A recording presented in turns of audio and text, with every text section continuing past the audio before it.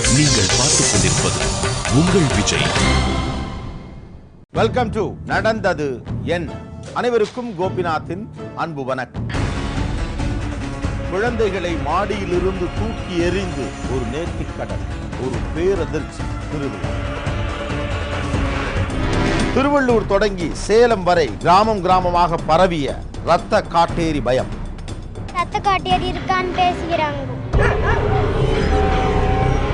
ரத்த காட்டேரி சுத்துதுன்னு சொல்றாங்க. குழந்தைங்களை உஷாரா வச்சுருங்கன்னு.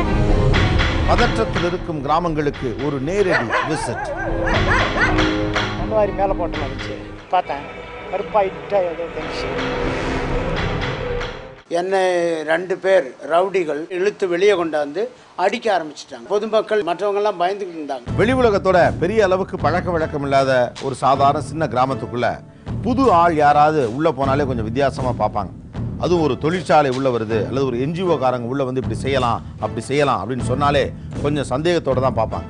அதுவும் பிணங்களை வித்தியாசமான முறையில் எரிக்கலாம் அல்லது புதைக்கலாம், அவங்கள அடக்கம் பண்ணலாம் அப்படின்னு ஒரு என்ஜிஓ போய் சொல்லி அவங்க ஆப்ரேஷனை ஸ்டார்ட் பண்ணுறப்போ நிச்சயமா அவங்க ஒரு ஃப்ரிக்ஷன் வரும்.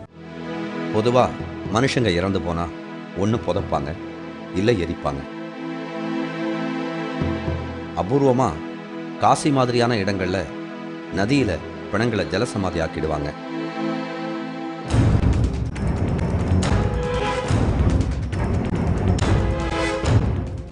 பீரோ மாதிரி உயரமான சிமெண்ட் மேடை கட்டி புறாக்கூண்டு மாதிரி இருக்கிற 8 அடி நீளமும் 2 அடி அகலமும் உள்ள சின்ன சின்ன அறைங்களில் அடுக்கி வச்சு சிமெண்டால் பூசிடுறாங்க ஒரு தொண்டு நிறுவனத்தில்.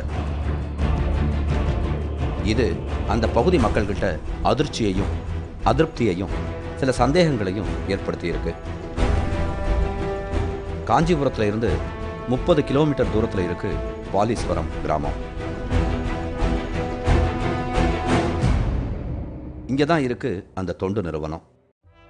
வயசான பிச்சைக்காரங்க, உறவினர்களால் கைவிடப்பட்டு சாலையோரம் இறக்குற நிலையில் உள்ளவங்களை இங்கே கொண்டு வந்து அவங்களுக்கு மருத்துவமும் உணவும் கொடுத்து பராமரிக்கிறாங்க. இங்கே வயசு காரணமாக அல்லது நோய் காரணமாக இறந்து போகிறவங்கள இந்த சிமெண்ட் மேடையில் உள்ள அறையில் வச்சு பூசிடுறாங்க. எரிக்காம புதைக்காம இப்படி புது மாதிரியாக பிணங்களை அடக்கம் பண்ணுறதை கேள்விப்பட்டு நம்ம நடந்தது என்ன குழு அங்கே போனாங்க. 16 ஏக்கர் பரப்பளவில் அந்த தொண்டு நிறுவனம் அமைஞ்சிருந்துச்சு. அந்த காப்பக கட்டிடத்தை விரிவாக்குற பணியும் நடந்துகிட்டு இருந்துச்சு.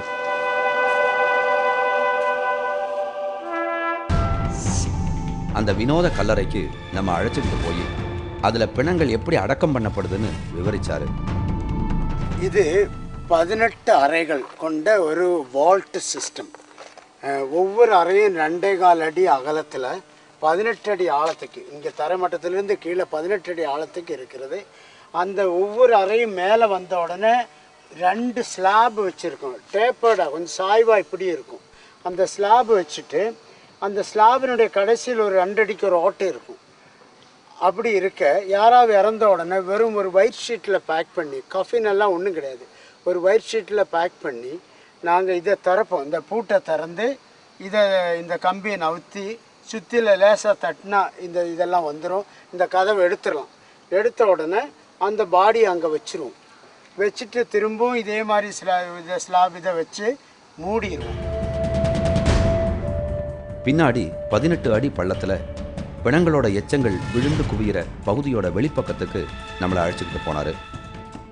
ஒவ்வொரு ரூமில் இருந்தும் போடப்படுகின்ற அந்த உடலானது அது அழுகின உடனே தானாக ஸ்லிப்பாகி இது கீழே வந்துடுது. இந்த கீழே வந்த உடனே எல்லாம் ஒன்றுக்கு மேலே ஒன்றா அப்படியே பயிலாகி வந்துக்கிட்டே இருக்கும். ஒரு காலத்தில் ஒரு 30 வருஷத்துக்கு அப்புறம் இது ஃபுல்லாக பாயின உடனே அந்த எலும்பெல்லாம் எடுத்து இதை மேலே கொண்டு போய் நம்ம காஞ்ச பிறகு எப்படி இருக்குமோ அதே மாதிரி இருக்கும். இந்த எலும்பும் பாஸ்பரஸாக இருக்கிறதுனால வேகமாக இருக்கும். கொஞ்சம் லேசாக சீமெண்ணை ஊற்றிட்டு இப்போ 1000 இல்லை 500 உடம்பு இருந்த இது எலும்பு கூட இருந்தால் கூட ஒரு 10 நிமிஷத்தில் கொஞ்சம் சீமெண்ணை ஊற்றிட்டா அது சீக்கிரமாக பஸ்மமாக போயிடும். நாம் அங்கே இருந்தபோதே இறந்து போன ஒருத்தரை அடக்கம் பண்ணினதை பார்க்க முடிஞ்சது. அவர்களை உங்களுடைய அன்பில் பராமரித்தருளும்.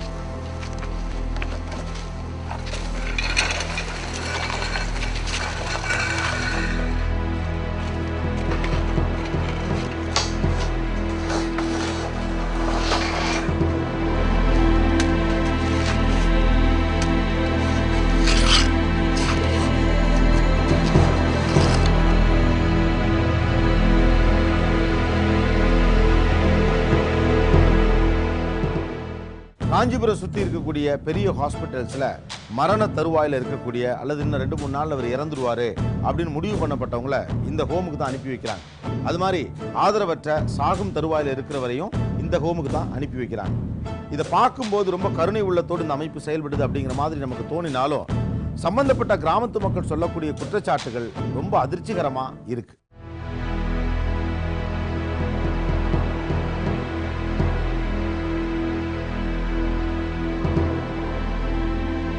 எங்கெங்கேயோ இருந்து கொண்டு வரப்படுற அனாதரவானவங்க, இந்த வினோத கல்லறை, இதெல்லாம் இந்த ஊர் மக்களுக்கு மர்மமாகவும் சந்தேகத்தை ஏற்படுத்துறதாகவும் இருக்குன்னு சொல்கிறாங்க. இங்கேருந்து ஆம்புலன்ஸில் ஒரு நாளைக்கு 20-30 வாட்டி போகுது வருது. ஆனால் அதில் என்ன எடுத்துன்னு போகிறாங்க, என்ன எடுத்துன்னு வராங்கன்னு நமக்கு தெரியல. ஆனால் ஒரு நாளைக்கு பார்த்தா 20 பேர் இருக்காங்க, ஒரு நாளைக்கு பார்த்தா 10 பேர் இருக்காங்க அதே ஆஸ்பத்திரியில். மீதி 10 பேர் எங்கே போயிட்டாங்க? இதில் ஏதோ இருக்குது, இதில் உள்நோக்கம் இருக்குதுன்றாங்க. எலும்பு எக்ஸ்போர்ட் பண்ணுறாங்கன்றாங்க. அதை நம்ம கண்குளிர் இன்னும் பார்க்கல. பார்த்தா கண்டிப்பாக விட மாட்டோம். இந்த காப்பகத்துக்கு கொண்டு வரப்படுறவங்கள சிலர் தப்பிச்சு ஓடிடுறாங்களாம். அப்படி தப்பிச்சு வந்த ஒருத்தர் சொன்ன தகவல் தான் இந்த கிராமத்து மக்கள்கிட்ட இந்த காப்பகத்தை பற்றின சந்தேகத்தை ஏற்படுத்தியிருக்கு. அங்கேருந்து ஒருத்தன் தப்பிச்சு வந்து நாங்கள் திருக்கோயிலூர், எனக்கு என்னை அங்கே பஸ் ஸ்டாண்ட் என்னை வாங்க அவங்க நல்லா பார்த்துன்னு சொல்லிட்டு இட்டுன்னு இங்கே கொடுமைப்படுத்துகிறாங்க. நான் நல்லா தான் இருக்கேன், எனக்கு பஸ் பேர் யாருன்னா ஊரில் வசூல் பண்ணி கொடுங்க, நான் எடுத்துன்னு போயிடுறேன்.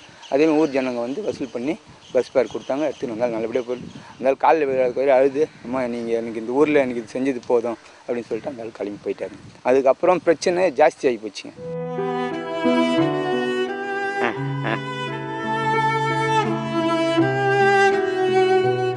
காப்பகத்தில் நிறைய மனநோயாளிகளை பார்க்க முடிஞ்சது.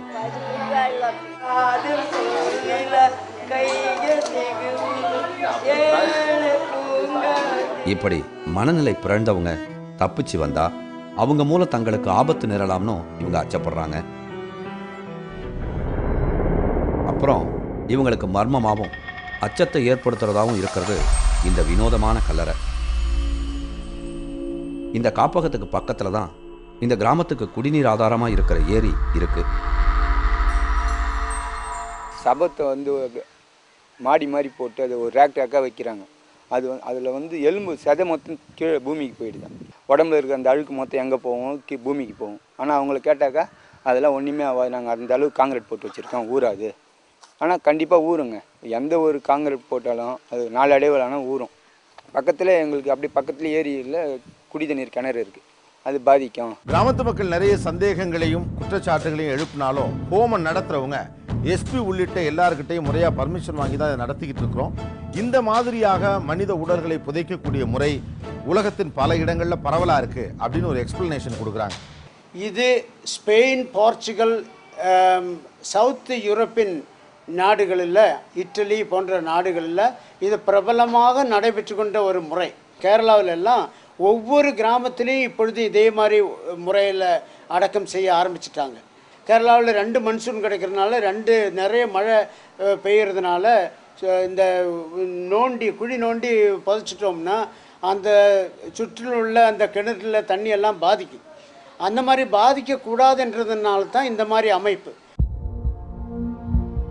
18 அடி ஆழத்தில் பிணங்களோட எச்சங்கள் சேகரமானாலும் அதுங்களோட கழிவு நீர் சுவத்தை தாண்டி வெளியேறவோ, நிலத்தடி நீர் சுவரை தாண்டி உள்ளே போகவோ சாத்தியமே இல்லாத அளவுக்கு இந்த கல்லறை கட்டப்பட்டிருக்கிறதா சொல்றாரு ஃபாதர் தாமஸ். இது எப்படி செய்கிறாங்கன்னா, கடலுக்கு அடியில் குகை செய்கின்ற அந்த நிபுணர்களை கொண்டாந்து ஒரு சொட்டு தண்ணி கூட உள்ளே இருக்கிற தண்ணி வெளியே போகாதபடிக்கும், வெளியே உள்ள தண்ணி உள்ளே போகாதபடிக்கும் நல்ல நுணுக்கமாக கட்டப்பட்ட ஒரு அமைப்பு. தான் ஒரு சுற்றுச்சூழல் ஆர்வலர்னும் இந்த மாதிரி கல்லறைங்க தான் சுற்றுச்சூழலுக்கு உகந்ததுன்னு உறுதியாக சொல்றாரு.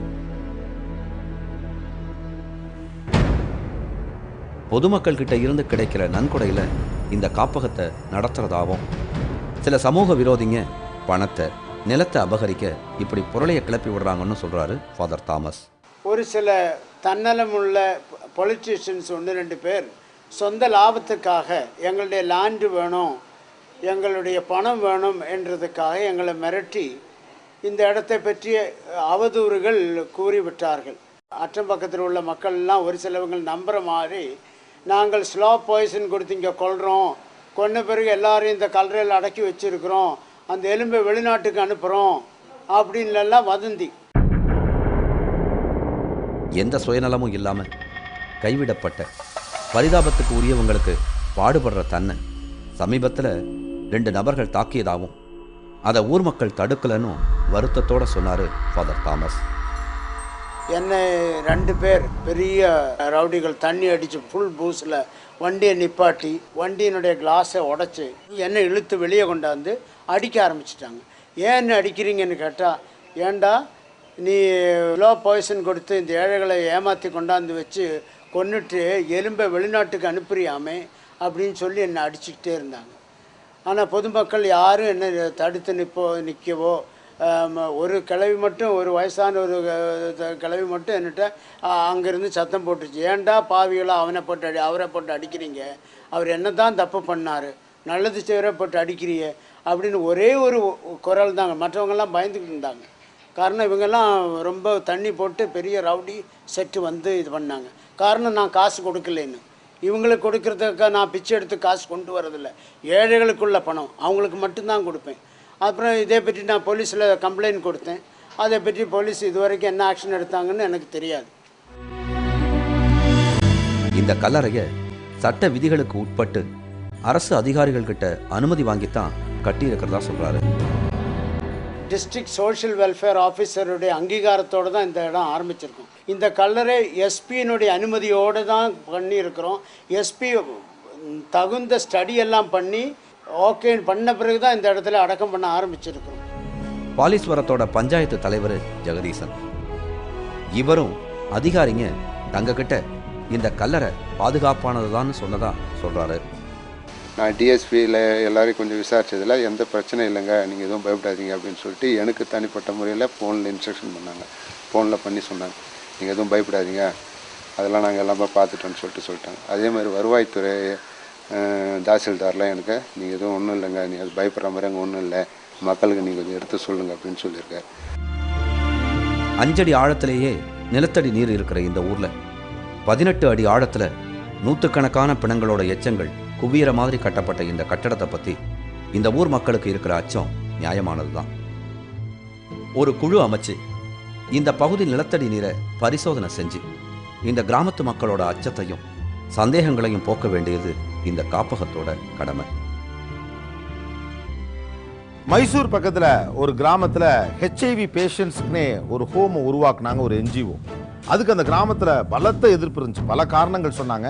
அதில் அவங்க சொன்ன முக்கியமான காரணம் என்னென்னா, அந்த கிராமத்துக்கு வரக்கூடிய அந்த வாட்டர் சப்ளை, அந்த பைப் வர லைனு அந்த ஹோமுக்கு போயிட்டு எங்களுக்கு வருது, அதனால் அதை அவங்க யூஸ் பண்ணிவிட்டு எங்களுக்கும் அதை அனுப்புனா HIV எங்களுக்கு வந்துடும் ஒரு தவறான குற்றச்சாட்டை முன் வச்சாங்க.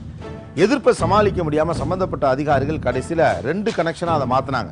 அந்த ஹோமுக்கு தனி கனெக்ஷன், கிராமத்துக்கு வாட்டர் சப்ளை தனி கனெக்ஷன். இப்போ இந்த NGO, இந்த அமைப்பு மக்களுடைய குற்றச்சாட்டுக்கும் சந்தேகத்துக்கும் ஆளாகியிருக்கு.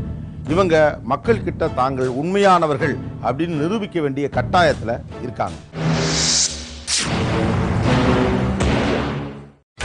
நீங்கள் பார்த்துக் கொண்டிருப்பது உங்கள் விஜய். வெல்கம் பேக் டு நடந்தது என்ன. உலகத்தில் இருக்கக்கூடிய பல நாடுகளிலிருந்து பறவைகள் வந்து ஒன்று கூடக்கூடிய உலக புகழ்பெற்ற ஒரு பறவைகள் சரணாலயம் சென்னைக்கு பக்கத்தில் இருக்கக்கூடிய வேடந்தாங்கல். இந்த வேடந்தாங்கல் சரணாலயமே இன்னும் சில வருஷத்தில் இல்லாமல் போவதற்கான ஆபத்து இருக்குது அப்படின்னு சமூக ஆர்வலர்கள் சொல்கிறாங்க. அவங்க அதுக்கு முன்வைக்கக்கூடிய முக்கியமான காரணம் என்னன்னா, மக்களுக்கு நிலம் வாங்கி சேர்க்க வேண்டும் என்பதில் இருக்கக்கூடிய மோகம், அதை தொடர்ந்து வேகமாக நடந்து கொண்டிருக்கக்கூடிய ரியல் எஸ்டேட் பிஸ்னஸ்.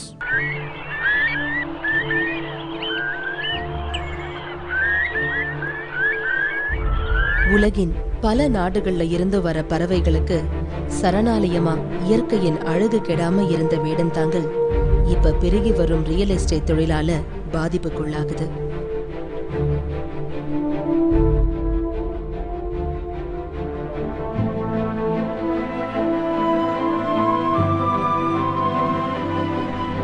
வேடந்தாங்கலின் தற்போதைய நிலைய அறிய அங்க பயணமாச்சுது நம்ம குழு. பறவைகள் ஆராய்ச்சியாளரான வெங்கட் நம்மோட வந்திருந்தாரு. போகிற வழியில பல இடங்கள்ல விளை நிலங்கள் வீட்டு மனைகளா மாறி இருந்ததை பார்க்க முடிஞ்சது.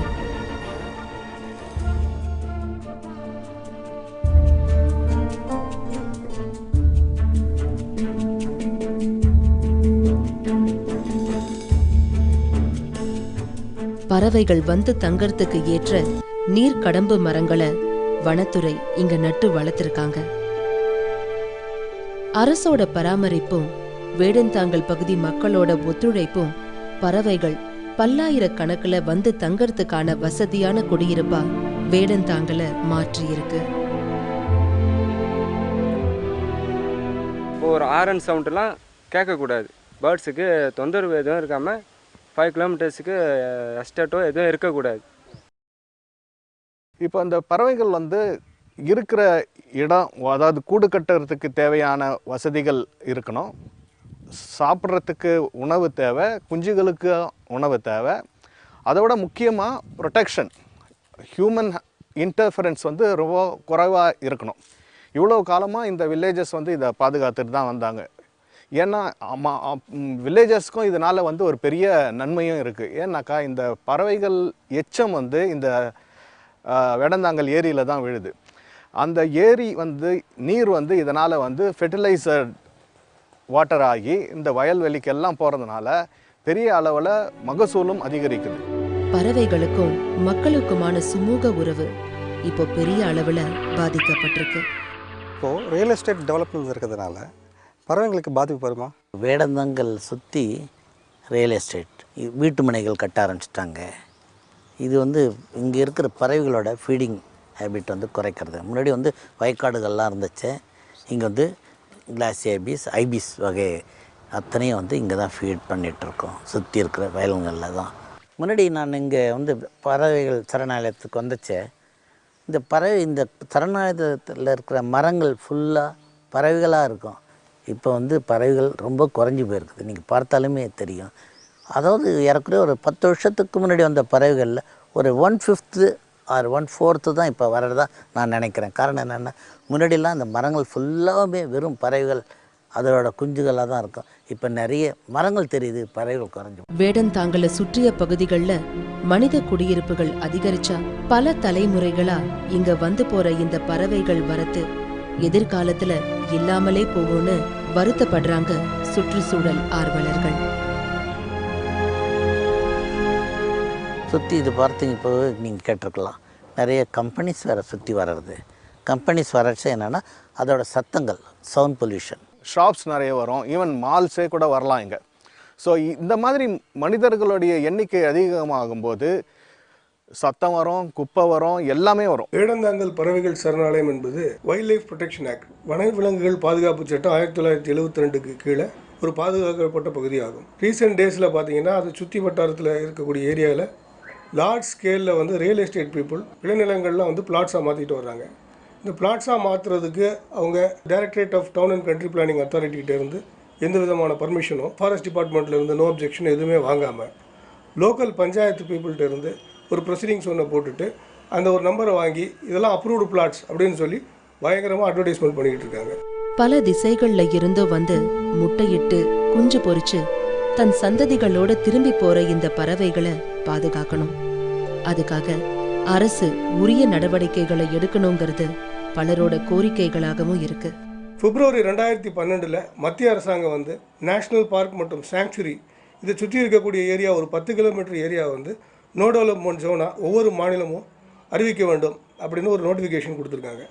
அதன் பேரில் உடனடியாக எல்லா நேஷ்னல் பார்க் சாங்சுரியில் இருக்கக்கூடிய 10 கிலோமீட்டர் சுற்று வட்டார பகுதியை நோ டெவலப்மெண்ட் ஜோனாக டிக்ளேர் பண்ணால் தான் அந்த ப்ரொடெக்டட் ஏரியாவில் இருக்கக்கூடிய பறவைகள் மற்றும் விலங்குகள் வந்து சாங்சுரியில் பாதுகாப்பாக இருப்பதற்கு ஏதுவாக இருக்குது. பறவைகளை பாதித்தா நமக்கு என்னன்றதை நம்ம போயிட்டு இருக்க முடியாது. ஏன்னா நம்ம வந்து ஒரு வெப் ஆஃப் லைஃப்பில் பார்த்தோம்னா நம்ம எல்லாருமே ஒன்றோட ஒன்று இணைக்கப்பட்டிருக்கிறோம்.